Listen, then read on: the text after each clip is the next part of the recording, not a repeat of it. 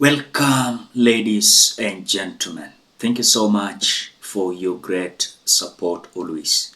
I'm so grateful for your continued support to this channel. Thank you so much, ladies and gentlemen. Kenyans, you will not believe what Citizen TV wamepata kuhusu the MUKURU kwa jenga affordable housing that was just launched the other day by William Samoei Ruto. Hii manyumba zilikuwa 1,080. But according to the investigation of the Citizen TV, tunapata kwamba it is only one person that has occupied the estate. One person. What is the essence of that? I want you to understand and listen carefully what Linus Kaikai is explaining, leaving William Ruto badly exposed. Badly exposed. And this MUKURU kwa jenga's housing program is a long con and a scam. How can you go and launch 1,080 houses? Then it is only one person that has occupied, but during that event, you told us that all 1,080 Kenyans wamesha pewa vifungu wanaingia kwa nyumba. So as per the investigation of Citizen TV, it's not that day. Ni after that day, alafu wakarudi leo kuangalia kama imekuwa occupied. Hakuna ni mtu mmoja. I want you to listen to the video. But before we listen to Linus Kaikai, as you always do, ensure you like the video. If you like the video, you automatically support the work that I'm doing in this channel, because sometimes you watch and you forget liking the video. So this is just a reminder. As you watch, please consider liking the video. Thank you so much for that like. No, I'm just smiling because I'm watching you wasting the most consequential moment. Your most consequential moment in this show. You may need to know that politics is not the space for humility. Mm-hmm. Yeah. Whether it's the White House or our equally white State House. So in politics, you have to claim the credit and and run away with it. You remember the Iroko tree story, and the lizard that jumped from the Iroko tree to the ground and it praised itself. Yes, I did it. By the way, the Iroko tree, for some's benefit, is a very short tree, and. President Ruto is obviously very eager to claim credit in this, because let's not forget this was one of the major promises of his electoral campaign, that we're going to do 250,000 houses every year. So his political promises, actually, some of the big ones are pegged on entirely on this housing project. What continues to be the task for the government and the difficult assignment for President Ruto is to keep selling this idea to the population, because this housing issue is perhaps one of the most divisive issues in his time as president. You have the salaried population that still feels unfairly treated by government when it comes to the housing levy taxation. They see this as entirely a burden whose benefits they can't see. Now, the other thing that should be worrying, I hope we are not dashing into conclusion on this, is if on day 2 only one of the 1,080 houses has been occupied, then is this a question of what happened to the demand? We expected a scam. Higher demand, yeah. Was there one? Well, the optics of the day of the launch were such that we had so many people that turn up to own houses. But today our team was down on the ground, and when we found one person who have moved in out of 1,080 units that were launched this week, I think that's something that requires some fixing. Is it the handover process that is taking long? Is something not ready? Is it? What is it? Could it be curtains or gas? No, the keys were handed over. And the keys were handed over. To who? Oh, okay. And let's hope that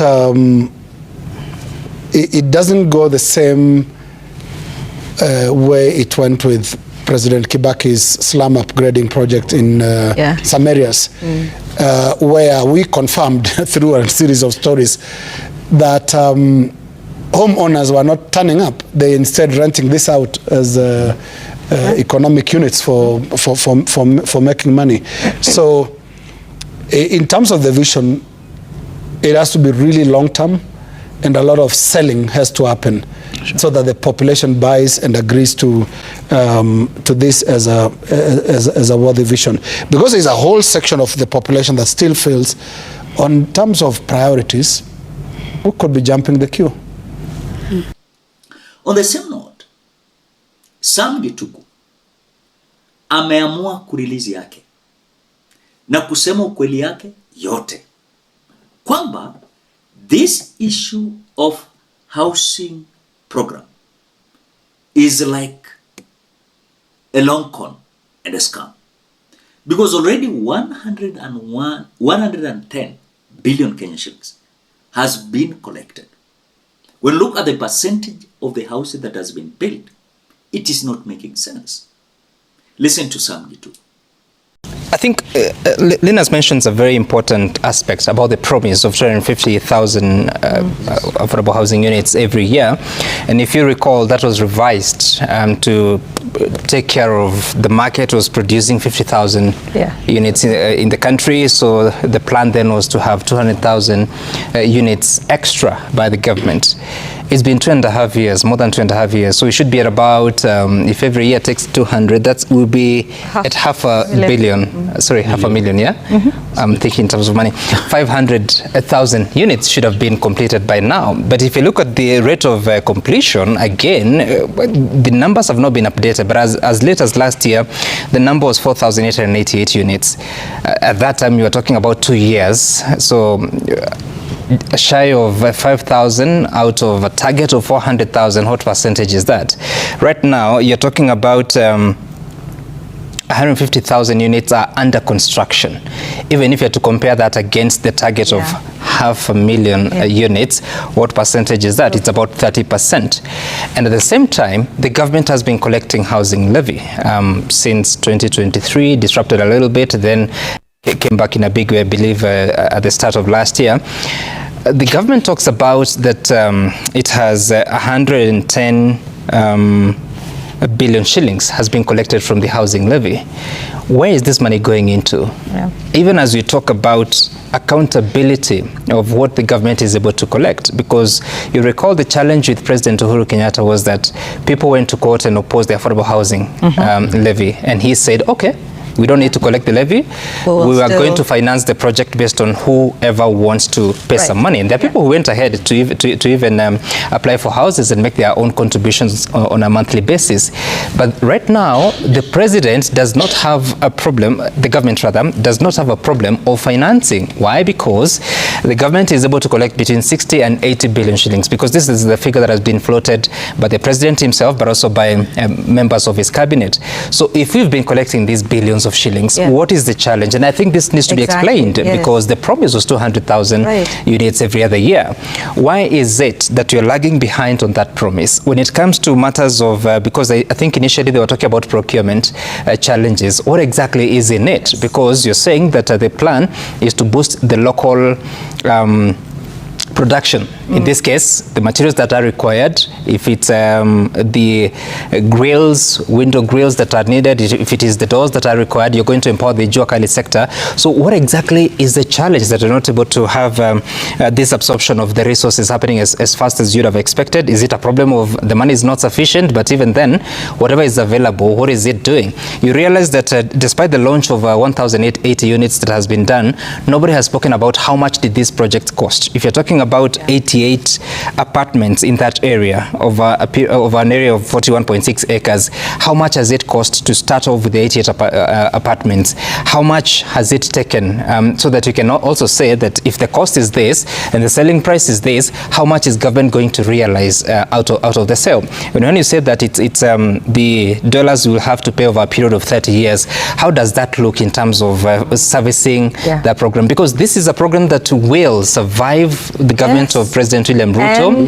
30 years, if you say that a president serves a maximum of 10 years, you're talking about 3 presidents. If a president serves just 5 years, then you're talking about 6 presidents, if that were to happen. So really, this explanation, we should not wait until the Auditor General tells us in 2 or 3 years from now that Kenyans did not realize value for money. We are talking about situations of other programs that the government has brought forward, and you'll be talking about the Hustlers Fund.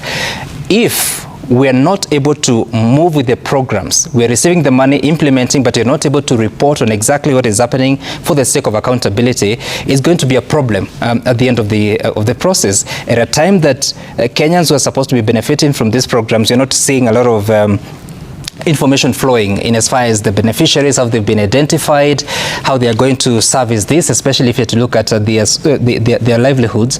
How do they earn an income? There are questions that need to be asked, and eventually there has to be value for money, especially when you're talking about taxpayers' resources.